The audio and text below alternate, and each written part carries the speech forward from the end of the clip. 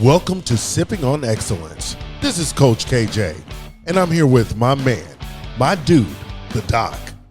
And this is where we will be discussing the exceptional that is absolutely attainable. My friends, here's to living that extraordinary life. Cheers. All right. Let the dance begin. Right? Let these fucking games begin.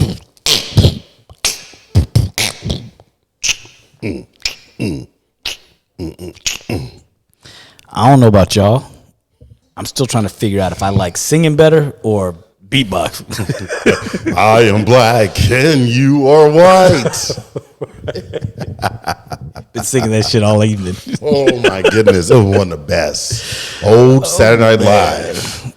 Welcome everybody to another episode of Sipping on Excellence.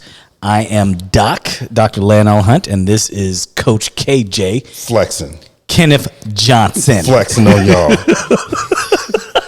He's just moving his shoulders. Titty popping. Like, what's it called? What's that dude's name? Terry Crews. Terry Crews. Made a living off that crap. Anyway. You know, whatever. Yeah, Fuck him. yeah. Anyhow, man. He probably listen. Right. We ain't hating on you, man. But bouncing the nipples. Right. Anyway.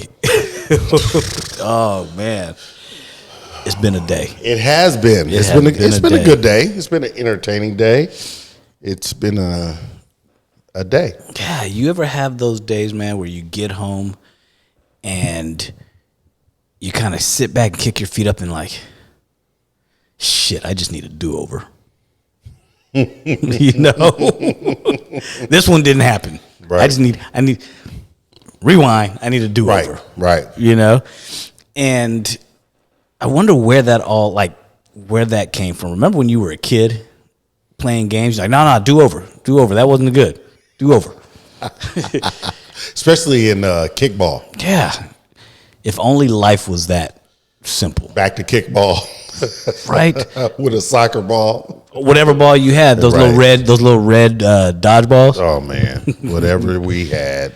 Man. But Coach and I were just thinking about kind of when we were thinking about topics to discuss, and this one came up a little while ago. We're like, you know what?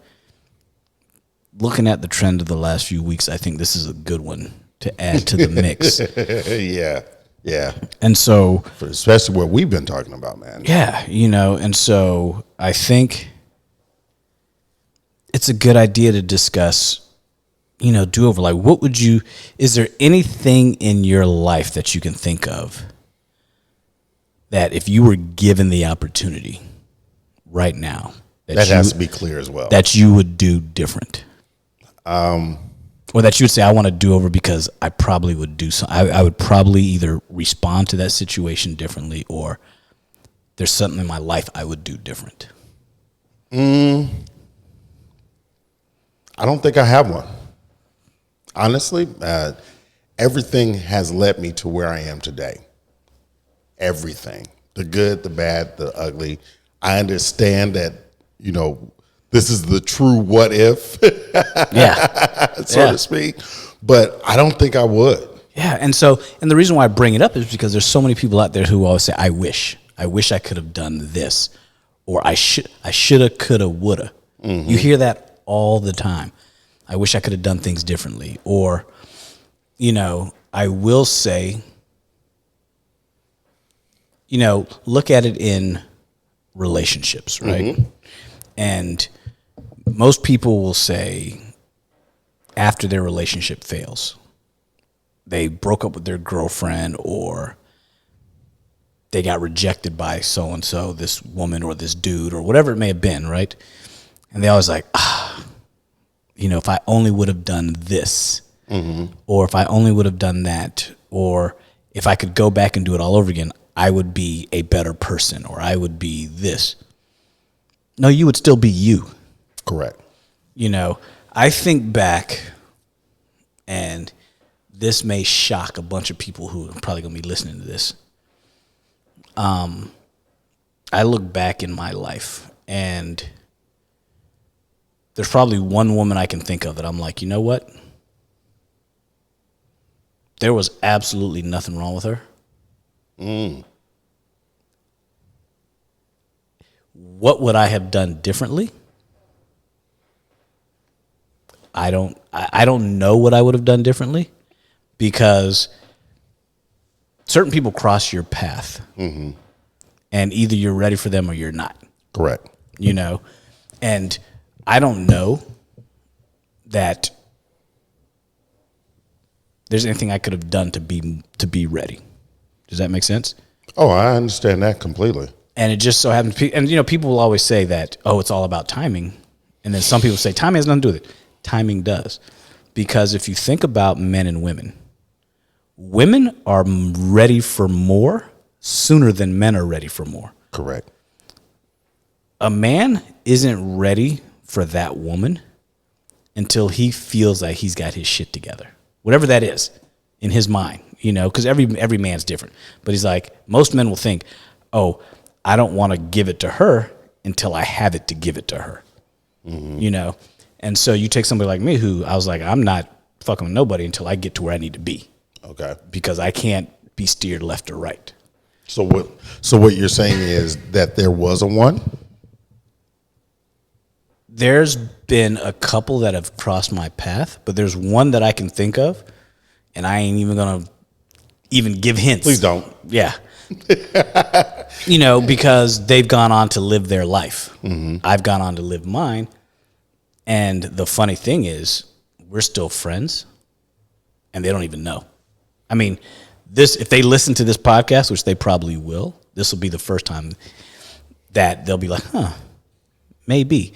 But it was, I'm ready for this now. And I'm like, I can't give you that right now. I just have a whole bunch of visuals of a whole bunch of babies.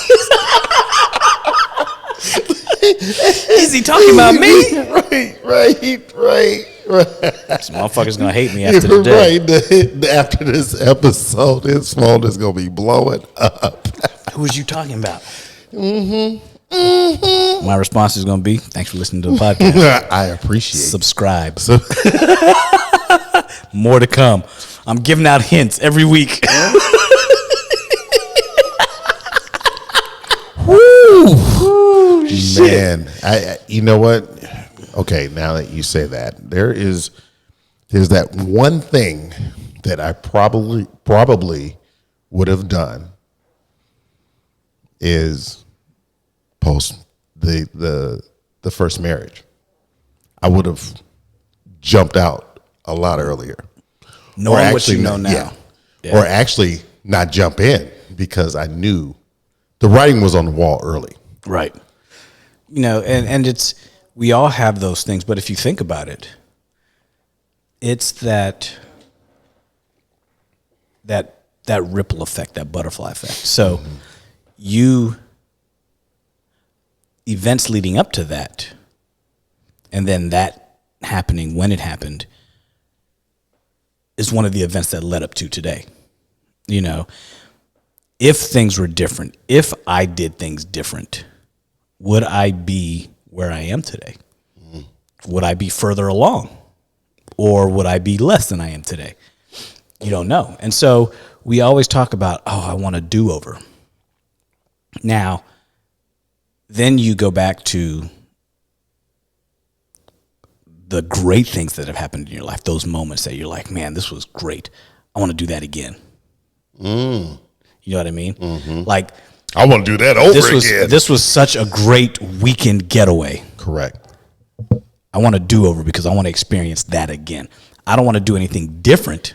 I just want to do it again. It's almost like a drug addict. Yeah. Chasing that first high. Yeah. And it's never the same. It's never the same. Yeah. Instead of chasing a new high, you know? But I think the reason why we wanted to bring up this topic is because there's so many people that live in that space of, I wish I could have done this differently. You know, I want to do it over. I want to do this again. And so this is why so many people go back to their exes. Yeah. You know, because number one, because that's comfortable. Number two, it's now that I am where I need to be, let me see if my ex wants me now. But this is years later. Yeah. You can't rekindle what was, you have to recreate what is.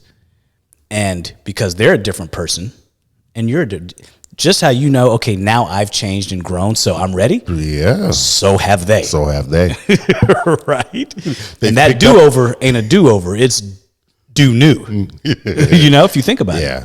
Yeah. It's never really a do-over. Yeah. It's never going to be quite the same. Right. Ever. No. Ever. And we have all bounced back. Oh. We've all bounced back through our lives like, let me just dip my toe in that water again. Oh, I did that. Did that with an ex. And it was, like you said, completely different. Yeah. And this is right before I moved back. And I was like, oh, no. This is tripled what was. Because think about it. What you were attracted to then, think about it this. What you were attracted to as a 25-year-old man, what she had that stood out. You're trying to hold on and hope that you feel that same thing now 25 years later with a woman who has now grown, got experience in life, more matured, all that stuff. You want to feel what you felt then. Right. And so you try to force it like I'm still attracted to her, but it's just not the same. And so you try to force that do-over, which doesn't, I don't know if that shit ever works. Bro, it does not. Now, I've seen it work with people who were friends when they were younger. They've gone, you hear about all the time, they've gone on, they had families, they did that, they got divorced, and then these friends cross paths again. But now they're not crossing paths as just friends. They're crossing paths as, I see you a little different now. You ain't in the friend zone. Yeah. Yeah. So it's not, that isn't even a do-over. That's just doing something again with a friend that's new. I don't know that when I really look at my life, would I change anything? Like somebody asked me the other day, how do you think you would be if your father would not have passed away when you were little? And I was like, I wouldn't be the man I am today because I wouldn't have had the struggles that I have to get here. I would have been the son of a doctor in the golden age of medicine. I might have been a little dick.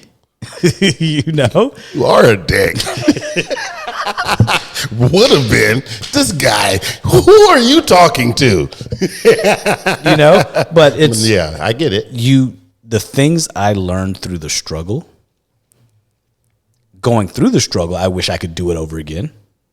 But having gone and popped out on the other side of the struggle, there's zero chance I would change any of that. Yeah. Like somebody said, pledging my fraternity. Would I change that knowing everything at the end? If I'd have known that at the beginning, would I still do it? I don't know, but I wouldn't want to go do it over. No. I've done it. Yeah. And I'm here to talk about it. Yeah. And so there's all these little things that have made you stronger, that have created the person that you are, that have built, your parents kind of build the foundation. But all your life experiences is what built the house on the foundation. Through the years, you've remodeled it a little bit. You've kind of changed the AC a little bit. You put new TVs up, but the foundation's still there. Of course. I would never go try to change that. Yeah. I think the biggest thing that I've learned over the years and how to appreciate and respect where I am is that, the pastor that I had when I was going through my divorce, the one thing that he came at me with was, what did you learn? Yeah. And that resonated with me more than anything. It's what did I gain from that situation? So not only with the marriage, I started looking back at other circumstances. Like, what did I learn from this? What did I learn from this? So that's why I'm here now having this conversation with you. Yeah. I would not be with my wife now if I had that do-over. You know what I mean? I will say, I probably have one big do-over. Okay. My do-over would be to have the vision and clarity pre-cancer that I have post-cancer. Like the way that I see and approach life now, if I had the courage and the strength and the give no fucks that I have now 10 years ago, I think life wouldn't be different. I think it would be more whole. Does that make sense? Yeah. Like if I had that empathy, that ability to be open, that ability like now, if I had this 10 years ago, yeah, who knows where I wouldn't be less of a dude than I am now. I can only imagine, because I see where this has taken me. I wouldn't do over, crazy enough, I wouldn't do over getting sick. I would do over what it created for me, and then only seeing what getting sick would have even taken that even further. Kind of, is it making sense what I'm saying? Yeah, it's making sense. You know, and so that's probably the one thing I wish I could do over, is that part of my life, knowing what I know now and treating the world that way then how I see the world now. But at the same time, it gave you the level of respect that you have for the world now. Yes. You know what I mean? You never know what you would have been doing with that time leading up to the cancer, right? Leading up to what would I have done with that clarity? You know, with the vision and the openness with which I approach the world now, what would I have done with that 10 years ago, 15 years ago? If I had that vision and clarity when I moved to LA at 30 years old, I'd be a motherfucker now.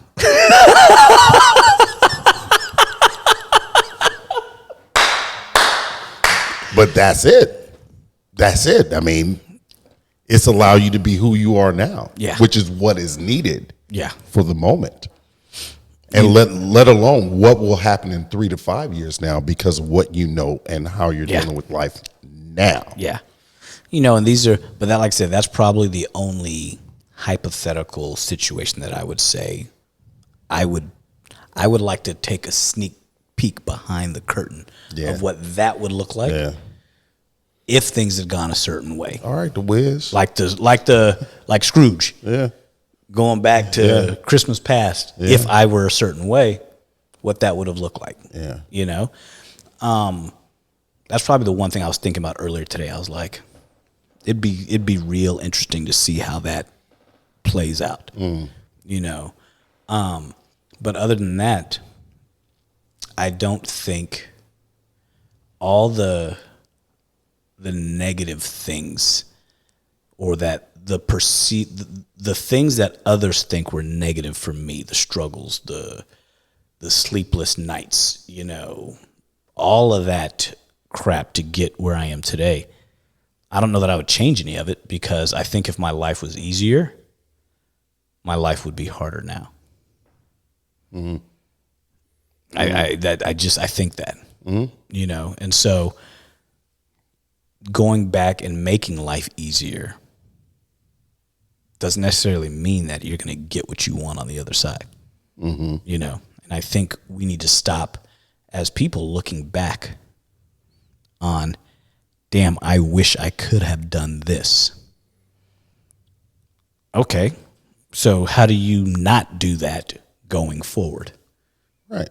Simple. You know, you simply said, but not simply done. Right. So you know what you want to change then. How do you make sure going forward that you recognize it before it happens and make that change now? Yeah. You know, you were an asshole in your last relationship. How do you not be an asshole in this one? You know, you got to know that you're an asshole. Exactly. It's like an alcoholic. Until you recover, you have to identify what the problem is. If you're an alcoholic, you're an alcoholic. You have to admit it so you can move out of it and move on. I wish I could go back and change the women that I've dated. Well, how about you change you now, and then you won't repeat that pattern? Or you won't deal with that type of woman to have that pattern. That's what I mean. Yeah. You date the same type of person. Exactly. It's not the person.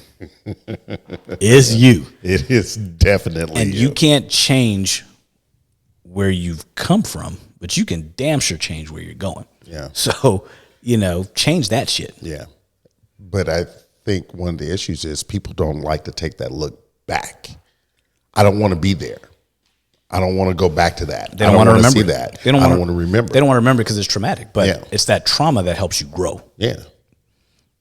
If you don't, people, all through the internet, through social media, you look at all of these therapists and everybody's talking about, childhood trauma, adult trauma, the traumas. Everything is a trauma until you face it head on and get rid of the trauma. You know what I mean? Everything is, and you're not going to get rid of what happened to you. No. But you got to acknowledge it and look it dead in the face and be like, I'm not scared of it anymore. Right. Yeah, it made you feel like shit, but guess what? You're sitting here able to look back on it and say, yeah, that made me feel like shit. You don't have to continue to wallow in it. That's why I always love the idea of strength training. It is trauma to the muscle.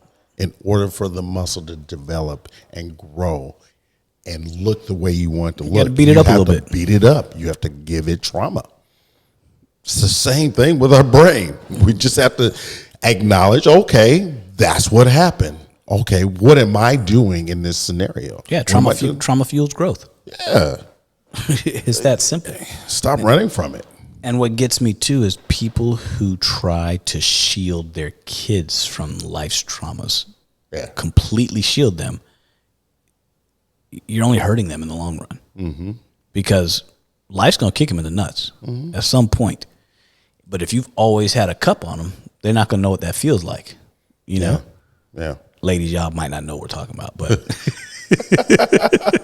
you get the drift. Right. And so you're trying to prevent your kid from wanting a do-over. When you've grown from some shit, if you can say, damn, I wish I could do that over because now I have the answer. Mm-hmm. Like for me, let's look at how I got into orthopedics and how I told you I didn't get in the first time around. Right. And it was purely my mistake because I limited the number of places that I applied and I was egotistical, blah, blah, blah, whatever. So when I look back. You're going to learn today. So yeah, fucking sure did. If I had a do-over and I did everything right, would I be sitting in this chair today? No, because that put me in a position to go where I went, to go to Atlanta, to go to San Francisco, to go to San Diego, to be sitting here. Everything led me down that path. If I went back and did it over again and it was handed to me, I may not have worked as hard. There's a whole lot that may not have happened. So you can't assume that a do-over would give you a positive outcome. Right. Because a do-over might put you in a shitty position. Mm-hmm. I mean, same with me in my career. I had that profound moment with the pastor of my church, and and what did he do? He bought shirts from me, but what did he say? He said, "What do you want to do?" And I was like, I want to sell you shirts. He's like, no, son, what do you want to do with your life? Right. And I said, well, I've been really considering going into personal training. He said, that's your spiritual gift. That's what you're going to, that's your ministry. That's how you're going to help people. He said, it might start there, but you're going to carry it on to other things that's going to allow you to help people. So, which leads to life coaching now. Yeah. So it's transcendent. Yeah. I look back on friendships gained, friendships lost over the years. I wouldn't do any of those over again. Mm-hmm. I met you when I met you because I was supposed to meet you then. you came, you did what you needed to do, and you left, just means that you were there at a point in a time in my life when you were supposed to be there, and I was there for a point in time in your life when I was supposed to be there. Not everybody's meant to be there all the time. Yeah, some people are vessels. And you don't want to try to say, I'm going to do this one over again because I want this relationship to last because it was so cool. Yeah. Nah, it was what it was when it needed to be. Yeah, that vessel carries you to your next destination. Yeah. And I think we need to stop living in the past. So the whole point of this do-over conversation is be here, be now. You know, don't keep looking back, wishing you could have done something different, because you can't go back and do something different. Yeah. You can't. Your past is of service to you, but don't let it serve you. Yeah. You know, you can't go back and change it. No. But if you're always dwelling on, well, think about this. I remember when. Yes. I remember when. Man, when I was that great football player. I used to. One word. I used to. Yeah. Or even in relationships, don't come at your spouse or your significant other and say, I want us to go back to where we were. We used to do this. We used to do that. Right. But if you go back to where you were, you're stuck in that stage of your relationship. This rocky sort of downslope is what's necessary to get you to the next upswing. Yes. If Absolutely. You're staying over here on this little hump of the roller coaster, you may miss this giant hill over here. That's going to give you an even greater high because you want to keep, let's reverse the roller coaster and just go back to this little hump. Right. You know, and so many people don't want to go through the shit to get to the light. Right. You know, I just want to go back to the way things were. We were so good together. Well, if we're not good together now, what's different about us that we...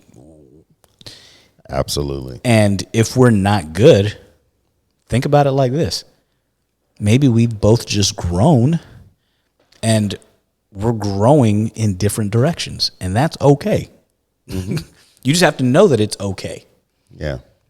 But people don't want to let go, and they're afraid to live. And that's the problem. So they keep thinking back and reverting back to what was so they don't have to deal with what is. Mm-hmm. Mm-hmm. And that's a tough problem. That's dealing with your shit right now is hard. This shit ain't easy, but you still got to, because it ain't going nowhere. Yeah. As much as you want to do over, it's still not going nowhere. Yeah. Yeah. And oh my goodness, it's a little hectic outside. got me a little scared, but lost my train of thought. Well, no. You just can't. You can't just sort of keep revolving around what could be or what could have been, I should say. Yeah. What could be can still be if you just put the work in. Yeah. And all you can do is put the work in for yourself to present to your partner. I wish you were different.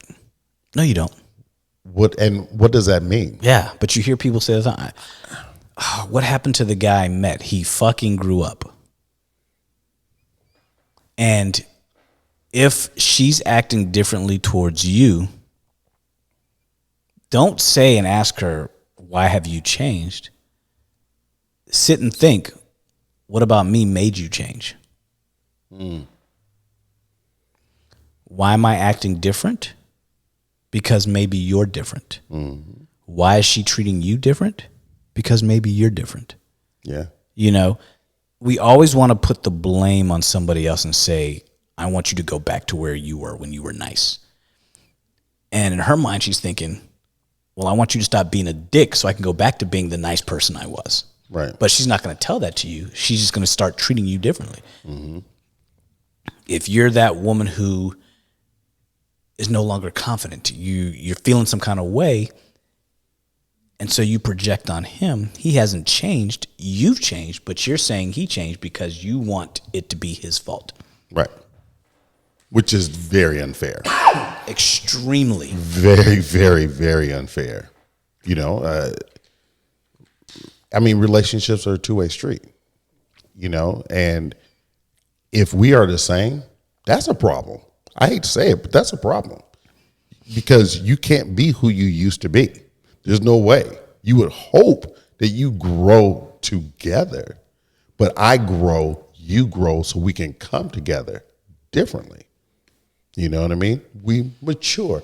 I don't want to push the easy button. I don't want to have the same, vanilla walls. I need some texture. I mean, I don't know. There's some days I just want to be like, today, can I just? It sounds good. I just want it today. We can go back to life putting their foot in my ass tomorrow. But today, can I hit the pause button and just? But if let's say if you've been coming at him all along, guess what?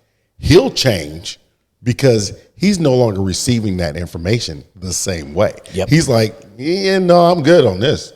I'm good on this information. I'll come back at you the way I really want to. Yeah. And let you know. And you're not, and the thing is he really changing? And are you changing? Or are you just growing and you don't know? If you're noticing differences in your household, look at it as I'm growing, my significant other's growing, because every day you should be growing, and you just need to decide, are we growing together? Are we growing at the same pace, or are we growing apart? Mm-hmm. You're either growing together or you're growing apart. Right. It's one or the other.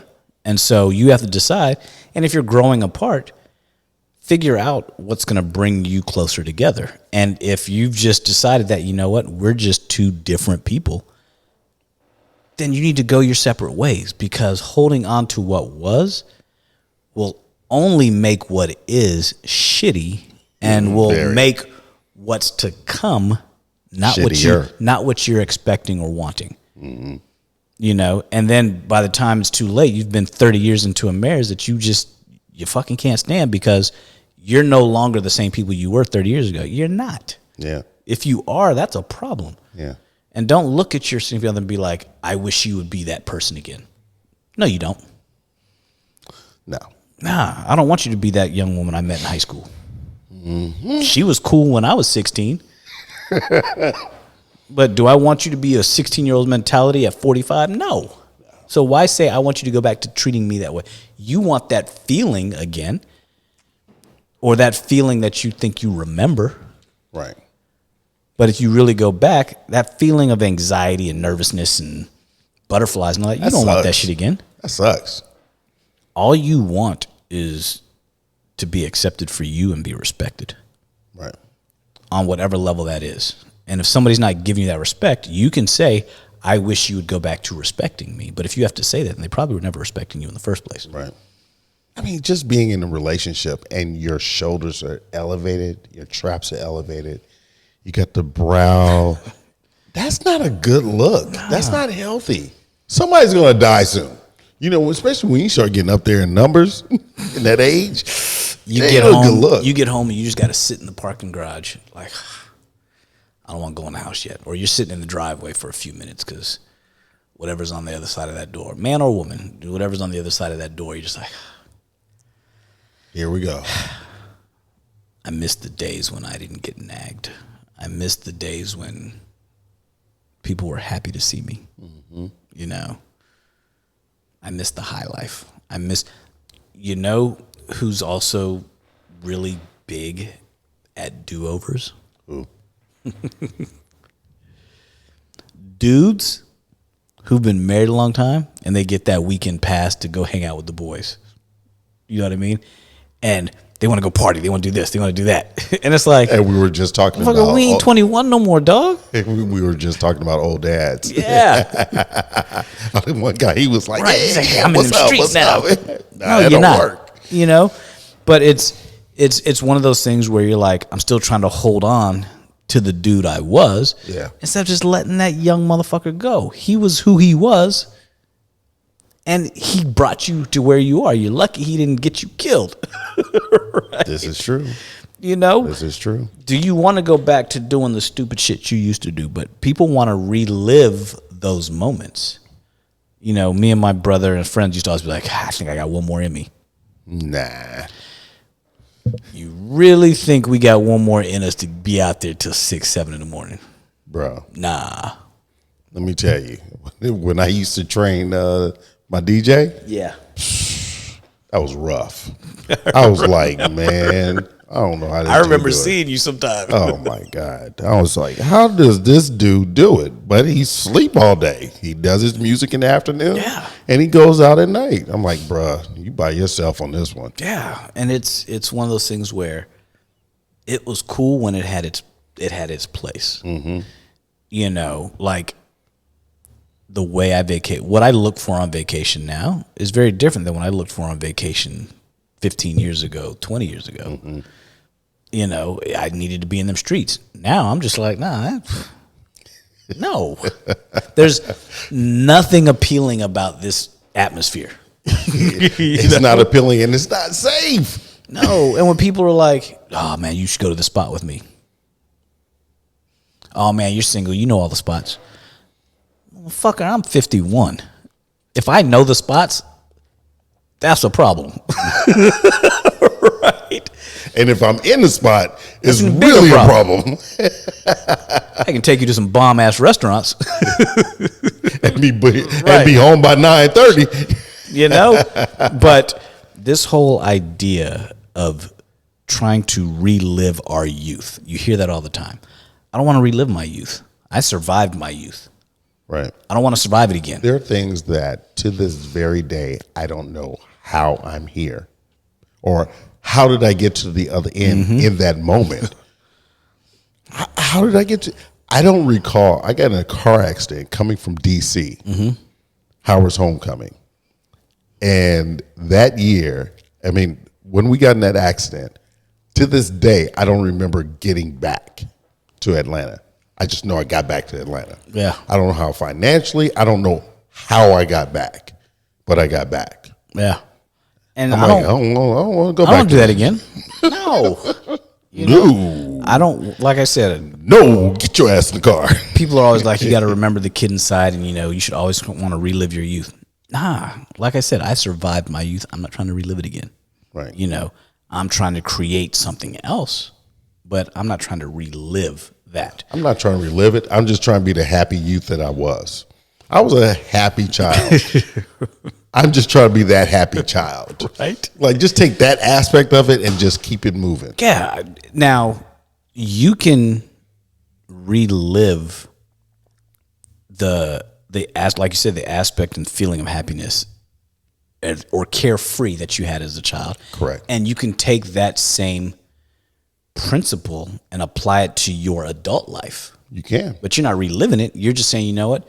As an adult, as carefree as I can and be in the moment, I'm going to try to do that. It doesn't mean I'm doing it over. It just means I'm going to do it now differently. Right. And I think the more we wrap our head around that concept of life does not give you do-overs, you may get second chances, but a second chance isn't a do-over. Right. It's just another chance to do something right. Yeah. Let those Because the first shot is still there. Let those old moments be lessons of that happiness, the understanding what you've gone through, and let that appreciation for that happiness continue as you get older that you had as a child. I mean, that trauma, you're like, man, I got through that. Man, yeah, that heartbreak, you got through it. That job you lost, why? Well, you didn't have this or that, so you went and now you do. Yeah. But it drove you, it pushed you to either revert back to just a shit life, or it pushed you to excel. But either way, you're learning from it. And so stop wanting to do it over, learn from it and move past it. Right. There's a reason why it's called the past. It's past tense. It's back there. Leave it back there and stop trying to relive it. Yeah. Everybody's got a butt. Keep it behind you.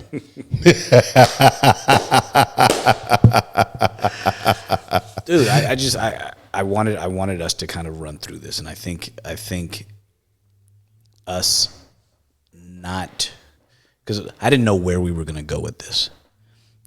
Half the conversations we have. Yeah. And I think living a life of I wish I would have, or I could have, or I should have, doesn't get you anywhere. You learn from it. Actually, it's just wasted time. Yeah, you're wasting your brain space on dwelling on what could have been instead of dropping all your energy into what is and what will be or what could be. Find the pearl, dust it off, carry it with you. That part. And if all else fails, hand the pearl to somebody else. You know what I mean? Yeah. Carry somebody. I think that's one of the biggest gifts that you could give. The lessons that you've learned in life and that have put you in a position that you're in now is to share them with others, to give them to other people for an opportunity for them to see a light possibly. You never know. You never know what people are going through. Yeah. That's why I'm always kind to everybody. You have to be. I ain't your homie, but I'll be kind to you. Yeah, because you never know. Yeah. It's that simple. You never know. Funny story was car dealership. Thinking about you never know. I didn't tell you this. I hadn't talked to you. So mutual friend, guy that we know, Yeah. was telling me a story about how at this particular car dealership in the 90s that he used to work in, every day, and this is, I think, Calabasas. So, it wasn't the Calabasas of now, but it was growing. Yeah. And anytime there was homeless people around or whatever it may be, he would bring them into the store and give them coffee or whatever and, give them a little money and let them eat, whatever. And so there was this guy who, let's just call him Ricky for now, who would always come around and on his bike and would just talk to him, would just have conversation. And this particular day, Ricky's riding up, and all the other sales guys were like, "So-and-so, here comes your like homeless brigade." They're making jokes, because the guy was in jeans, a little disheveled, and just kind of Right. in his I don't give a fuck era, right? So he sits down and he's talking to him, and he was like, I don't want to call his name out, so we'll call him Jimmy. He's like, Jimmy. He's like, Ricky was like, hey, Jimmy, man, what's he's like, how you doing? You having a good day? He's like, hey, Ricky, can I get you some coffee? Can I do whatever? Yeah. Being kind. And Ricky was like, sure. So Jimmy goes, gets some coffee, and they're sitting down talking. And he's sitting at his desk. Ricky's across the desk, and, there's glass behind him. Yeah. Every car dealership's got glass. Yeah. And he could see in the reflection the other salespeople making fun of him. So Jimmy's looking at the other salespeople like, and Ricky notices that they're talking about him. And so Ricky goes, Jimmy, my wife's birthday's coming up in a couple of days, and I want to get her an S600. Right? And Jimmy's looking at him like, all right, well, whatever, dude. You don't have no money. No, didn't say it, but was like, oh, yeah, that'd be a nice gift. And in his mind, he's thinking, whatever, dude. Like that, right? And he's like, I want it to be all white. And he's like, all right, I think we have one here. He's like, yeah, I like that one that's over there. He's like, you know what? As a matter of fact, he's like, I want a black one too. And he's like, okay, now you're just, no. He's like, what are you doing, man? He's like, you don't have that coming. He's like, no. He's like, here's what I'm going to do. I'm going to pay cash for them both. And what I want you to do when you get your commission check, he's like, he's like, you've always been so nice to me. When you get your commission check, I want you to go to the guys that are standing behind me making fun of me right now and show them the check and realize because you were nice to me is the only reason why I'm buying 2 cars today. I wasn't planning to buy any, but I'm going to buy 2 cars. And he was like, they're like, how can you afford it? He's like, I'm so-and-so. And he's like, I ride my bike around here in Old Town Calabasas. He's like, because I live across the street there in Hidden Hills, up on the hill in that house right there. Turns out this guy, multi-billionaire majority shareholder, owner of one of the sports teams here in LA.